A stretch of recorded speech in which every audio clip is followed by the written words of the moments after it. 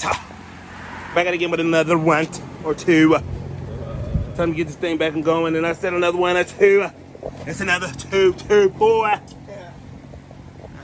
Bigger than the 212. You know what we doing. So we're doing today's conversion of getting rid of the stock carburetor, stock throttle, touch-up paint, seat, tires, brakes, everything. New hand grips, kill switch.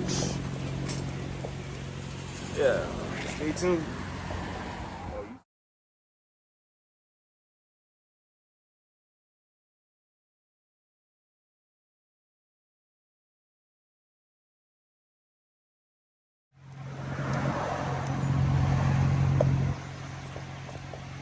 We're gonna hook up this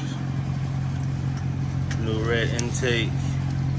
It's gonna be nice. Taking the old carb pins out. Install a new intake.